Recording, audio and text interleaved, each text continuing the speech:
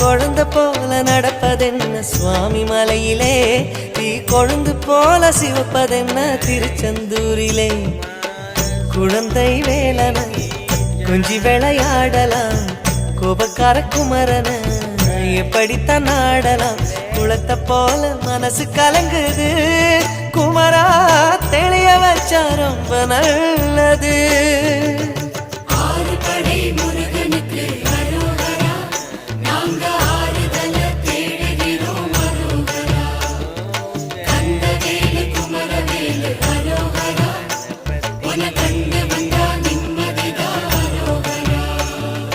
பழனியிலே சந்நியாசி, தணிகையிலே சம்சாரி, ஓம் கணக்கு புரியலையே முருகா, ஓம் கணக்கு புரியலையே